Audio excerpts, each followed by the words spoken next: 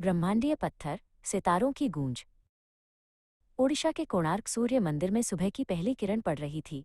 11 साल का आर्यन और उसकी सहेली कृतिका एक विशाल पत्थर के पहिए के सामने खड़े थे। आर्यन ने गौर किया कि पहिए की नक्काशी बहुत बारीक थी।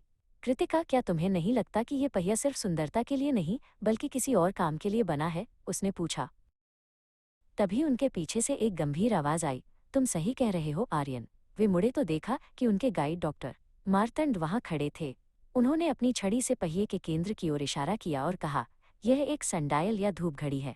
जब सूरज की रोशनी इस पर पड़ती है तो इसकी छाया हमें सटीक समय और साल के ऋतु परिवर्तन के बारे में बताती है। जैसे जैसे शाम हुई, डॉक्टर मार्तंड उन्हें मंदिर के खुले प्रांगण में ले गए। उन्होंने आसमान की ओर इशारा किया जहां मृग नक्षत्र ओरियन चमक रहा था।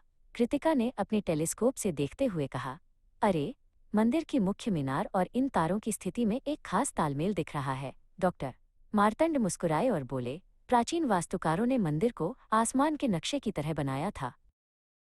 अगले हफ्ते वे मदुरै के मीनाक्षी अम्मन मंदिर पहुंचे। यहाँ की ऊंची मीनारें या गोपुरम बादलों को छू रहे थे। आर्यन ने अपने नक्शे पर कुछ लकीरें खींची। डॉक्टर, क्या ये सच है कि इस मंदिर का लेआउट भी तारों से जुड़ा है? उसने पूछा।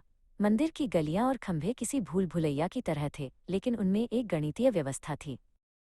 डॉक्टर मार्तंड ने कृतिका को एक पुराना रेशमी नक्शा दिखाया। देखो कृतिका, तुम्हारा नाम कृतिका नक्षत्र प्लियडीज पर है।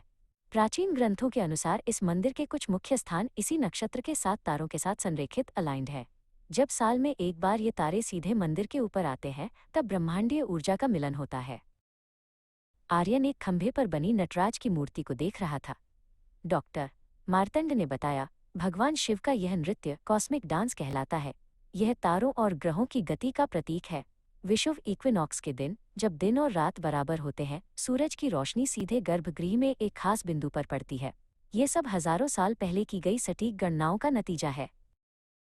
कृतिका ने अपनी डायरी में एक चित्र बनाया। उसने देखा कि कैसे कोणार्क और मदुरै के बीच की दूरी और उनकी दिशा का संबंध ध्रुव तारे से जुड़ा है। इसका मतलब है कि हमारे पूर्वज सिर्फ पत्थर के मंदिर नहीं बना रहे थे, बल्कि वे जमीन पर वेधशालाएं, ऑब्जर्वेटरीज बना रहे थे। उसने उत्साह से कहा। संक्रांति सोल्स्टिस की सुबह वे फिर से मंदिर पहुंचे।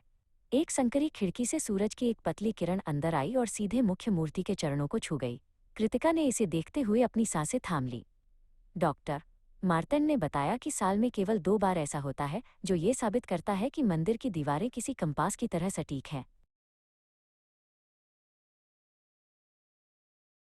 रात को आर्यन और कृतिका मंदिर की छत पर लेटे हुए आकाशगंगा को देख रहे थे।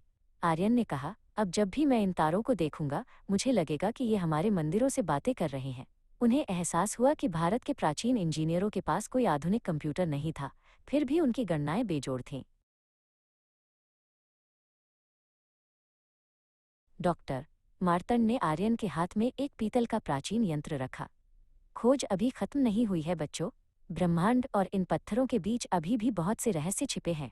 आर्यन और कृतिका जान गए थे कि उनकी असली यात्रा तो अब शुरू हुई है, प्राचीन विज्ञान और भविष्य के सपनों को जोड़ने की यात्रा।